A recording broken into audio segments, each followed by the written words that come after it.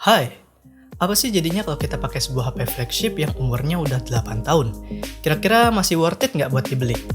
Well, ini adalah flagship Xiaomi keluaran tahun 2015 yang gue beli seharga 500.000 aja. Dan ini bukan clickbait. Never once, never once. Ooh, I thought it'd be me and you. Oke, dengan harga 500.000, ternyata spek HP ini tuh masih cukup logis buat pemikiran mendang-mending gua. Sebut aja layarnya ini udah Full HD, terus dia pakai RAM 3GB dan chipsetnya ini Snapdragon seri 8. Ya, walaupun seri 8 yang masih bolot lah ibaratnya. Menurut gue sih HP ini cocoknya buat kalian yang lagi cari HP cadangan atau sekedar HP darurat aja ya. Untuk link produknya gue udah pilihin beberapa di deskripsi. Buat kalian yang penasaran sama skor Antutunya, mending gak usah penasaran karena skornya itu nggak sampai 100.000. Tanpa mikirin benchmark, gue langsung coba tes aja pakai sosmed seperti WA, IG, Line, Telegram, dan YouTube. Ternyata hasilnya HP ini masih cukup fungsional. Palingan hal yang bermasalah itu pas gue coba buka TikTok. Kadang tuh bisa sampai nge-lag banget, tapi kadang lancar gitu loh. Alhasil gue coba download yang versi TikTok Lite dan untungnya normal-normal aja. Under your grasp and my heart it won't last. No, my heart won't last. I thought it'd be me and Masalah software seperti ini menurut gue disebabkan karena sistem operasinya yang udah jauh ketinggalan. Yang mana HP ini masih menggunakan Android 6 alias Marshmallow. Dan itu tuh udah ketinggalan 7 generasi kalau dari tahun sekarang. Tapi kalau untuk aplikasi bawaan dari Google seperti YouTube, gue coba setel video Full HD 60fps sih nggak ada lag sama sekali. By the way, gue cukup suka sama resolusi layar HP ini yang udah kelihatan tajam, dan bahkan lebih detail dari beberapa HP 1 jutaan sekarang. Selain itu, karena HP ini dulunya adalah sebuah flagship, dia memiliki speaker mono yang output suaranya itu lumayan kenceng. Silence can't breathe beyond our ear.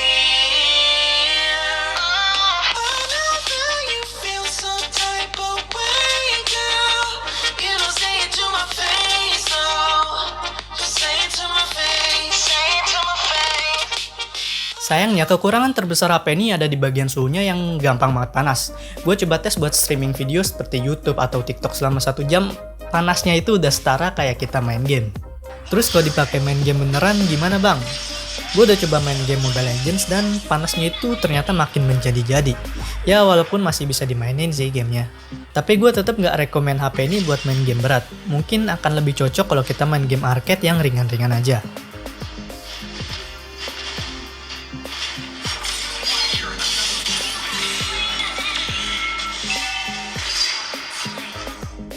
Percaya atau enggak, panas HP ini tuh hampir sama kayak Black Shark yang pernah gua review. Bedanya kalau Black Shark itu panas ya karena memang performanya yang kenceng. Nah, kalau HP ini panas karena memang chipset Snapdragon pada masa itu masih cukup buruk dari segi efisiensinya. Ditambah lagi HP ini memiliki desain body yang cukup tipis dan framenya ini terbuat dari metal. Ngomongin soal desain, menurut gua dengan harga 500.000 bentuk HP ini nggak terlalu malu-maluin. Bodinya tipis, simple, dan bobotnya juga ringan. Paling yang jadi kekurangan karena port chargernya itu yang masih micro USB. Untuk baterainya dia berkapasitas 3000 mAh yang mana pada waktu itu udah lumayan gede mengingat HP ini adalah seri Mi Note. Tapi sayangnya buat pemakaian di tahun sekarang, dalam sehari gue harus 2 kali charge HP ini. Selain teknologinya yang udah mulai ketinggalan, gue juga nemuin beberapa kekurangan seperti tombol volume up yang kadang mau kadang enggak dan ada sedikit white spot di bagian layarnya. Ya, cuma bisa maklumin aja sih, namanya juga HP udah 8 tahun pasti ada kekurangan dari segi durabilitasnya. Oh ya, gue juga udah coba jaringan mobile datanya dan ternyata bisa sampai LTE. Dan sinyalnya itu berjalan normal walau memang speed internetnya nggak sekenceng HP-HP sekarang. Kalau untuk sosmed doang sih gue rasa udah cukup ya. Kalau untuk fitur di HP ini juga standar aja sesuai dengan zamannya. Fitur fungsional seperti LED notifikasi, auto brightness, tombol navigasi dengan backlight, dan sensor-sensor yang lengkap tentunya sudah tersedia. Yang cukup disayangkan dari HP ini yaitu dia cuma bisa single SIM aja dan nggak ada slot untuk microSD. Dan kalian juga jangan berharap ada fitur tambahan seperti NFC karena ya belum zamannya lah, dan fingerprint sensor aja nggak ada di HP ini. Untungnya di bagian kamera, gue punya penilaian yang cukup positif buat HP yang harganya 500.000 ini. Resolusinya 13 megapiksel dan udah dibekali dengan OIS. Kalau dari segi interface kameranya memang sederhana banget ya. Softwarenya itu nggak ngasih banyak fitur, tapi kelebihannya dia bisa record video sampai resolusi 4K. Untuk hasil fotonya menurut gue cukup bagus dengan syarat di pencahayaan yang cukup. Dari segi detail bagi gue memang biasa aja, tapi gue cukup suka sama karakter warnanya, terutama ketika buat foto tumbuhan, saturasinya itu kelihatan pop up tapi nggak terlalu berlebihan. away, away. Ooh, I thought it'd be me and you. Kalau untuk cahaya yang agak remang atau low light, jujur ya menurut gue hasilnya ini jelek. Perbedaan kualitasnya terlalu turun banget dan kadang vibes fotonya itu malah jadi agak horor. Kalau untuk kamera depannya menurut gue udah cukup oke, terutama dari segi angle-nya yang tergolong luas buat sebuah sensor kamera depan. Ya walau dari segi detailnya lagi-lagi nggak bisa terlalu ngangkat ya karena resolusinya cuma 4 megapiksel. By the way ini fotonya pas rambut gue masih gondrong ya, jadi jangan heran kalau rambutnya masih dikuncir. Ya, ini adalah untuk tes perekaman video dari Xiaomi Mi Note. Direcord di resolusi Full HD. Dan ini di sekitar jam 8, jam 9 pagi ya. Untuk stabilizernya bisa dilihat dia punya OIS. Dan kalian bisa nilai sendiri stabil apa enggak. Ini di record pakai 2 tangan. Untuk dynamic range-nya kan bisa lihat ntar nanti gelap terangnya dia overexpose apa enggak di bagian sini.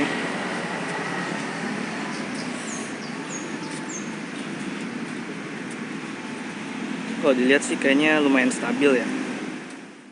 Oke, ini adalah tes untuk perekaman Xiaomi Mi Note di kondisi yang agak mendung ya. Kebetulan ini di sore hari sekitar habis asar dan tadi siang sih hujan jadi agak mendung. Ini danau. Kita coba apakah dia bisa autofocusnya makro.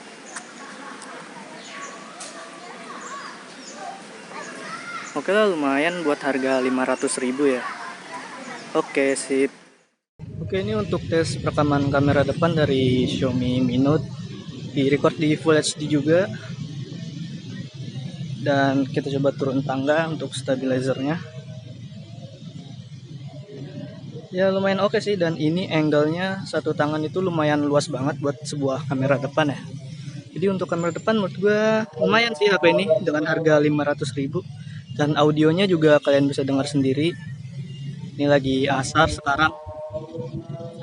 Lagi asar dan apakah suara gue bisa terdengar dengan jelas atau enggak. Oke, kesimpulannya setelah gue pakai HP flagship 500.000 ini, menurut gue HP ini masih cukup worth it buat kalian yang pengen pakai untuk sekedar HP cadangan buat sosmed aja.